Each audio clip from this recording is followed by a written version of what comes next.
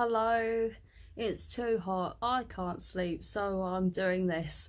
I feel in a very sharing mood because I feel like telling you a little bit about my fat art project that I managed to do at the beginning of the week. Yes, thought I'd give you a little bit of backstory about why that project meant so much to me to do, why it took a lot of nerve for me to do, and the response I got from it and where I hope it would lead next. I did actually make a video about this over Instagram, but I know some of you don't have Instagram, and so I thought I'd make a video on Facebook here for you as well. Okay, where do I start this?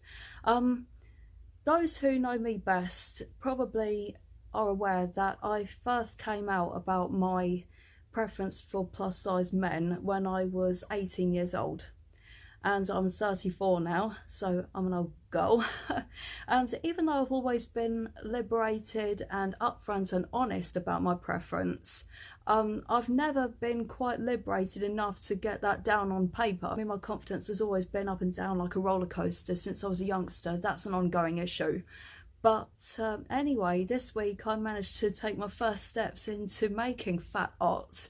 So I thought I'd give you a little bit of backstory, a little bit of history about everything that has been building up right up to this point I'm at now that I never thought I'd reach.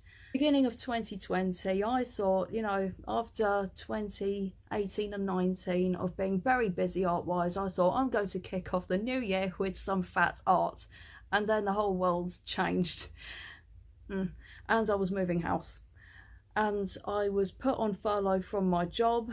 I didn't know how long that was going to last, and I thought, like I suppose a lot of people did at the time, that I was going to be productive as much as possible and to do some online courses to help my current job, and also think about other projects that I had been putting off for months and months, and some of the projects that I've been meaning to do in forever.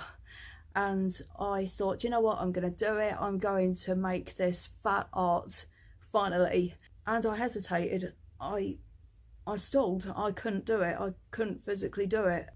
I was madly frustrated because, you know, when I think about my 20s, and my 20s were tumultuous, so like I was in and out of joblessness, I was broke and going through family bereavement and being let down by friends and various things to do with depression as well. And in the last few years, things have become more stable for me, which I never thought would actually happen.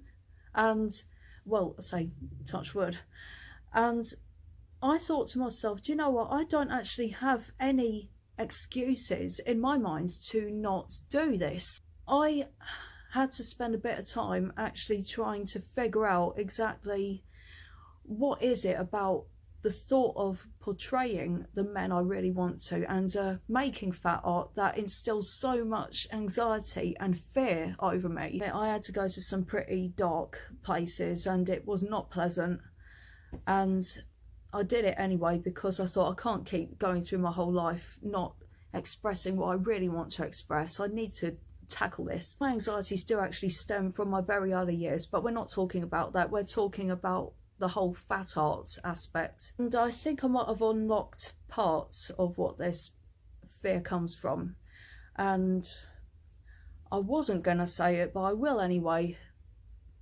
When I was growing up, through the 90s and into my adolescence, which was the early 2000s, there weren't that many largely overweight people or young people in the UK at the time, and fatphobia, and I will use the term fatphobia because that is real, look it up, was relentless. Classmates and elders around me in my community, it just seemed like anybody who was overweight, whether they were slightly or massively overweight, they were just treated like they were something less than. I remember when I had to be upfront and honest about my preference when I was 18 years old, I remember at the time it still wasn't widely accepted, the idea of being into bigger people. But you know what, that was 20 odd years ago. The world was a very different place. So that's one side of it. I find Facebook a really, I don't know what the word to use it, I find it very intimidating. And when I started sharing my artwork 12 years ago in my early 20s, I knew that I would have to start sharing a part of myself online.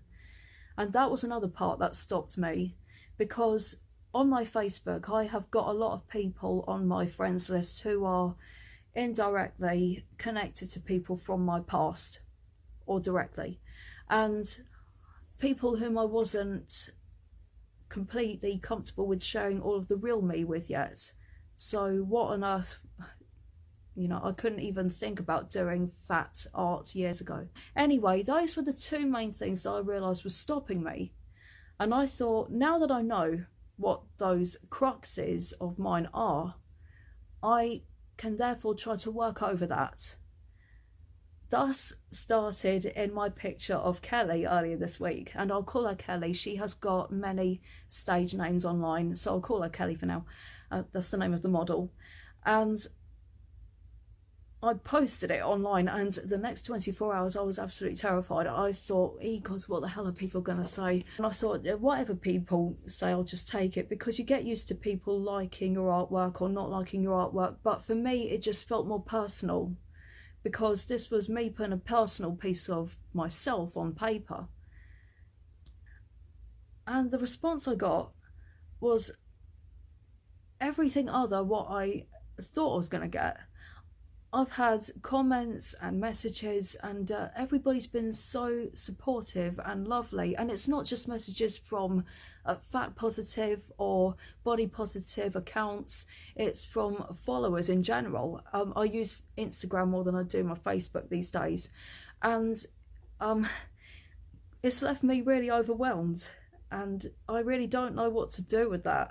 It's also leaving me thinking, God, like, why on earth did I leave it so long before expressing that part of myself?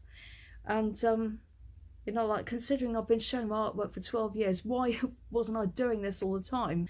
But you know what, I'm not bitter, because the world was, as I said before, the world was a different place 15 odd years ago, and we are living in more woke times in terms of how we view body image, and we are starting to pick up on body positivity, and we are starting to include more body inclusivity rather in the mass media and fashion. And so it just feels like it's my time, really. The time is now for me to start being able to start being more the real me on paper. And it does feel, it feels great. It feels really fantastic, and I'm extremely grateful and thankful for everybody being so lovely and supportive. And it has further made me feel more positive, and it has further made me feel more like I'm on the path that I'm meant to be on. And yes, but I'm still not there yet. I'm still not brave enough to be completely liberated just yet. I still feel fairly safe with this project that I've just done, because it's still a woman. I still need to make a fat man picture, and I will get there eventually in small steps, and I'll get there in my own way. And I wanted to just finish this off by saying that I know it's scary, but try to be as true to you as you possibly can in whichever way you can. Just please try to be you as much as you can. You have no idea what that could do for your heart and where that's going to lead you. Just especially on this platform, just try to be as you can be. Be brave, be you. Yeah. Hope you guys have a nice evening. That's it from me. Ta-ta.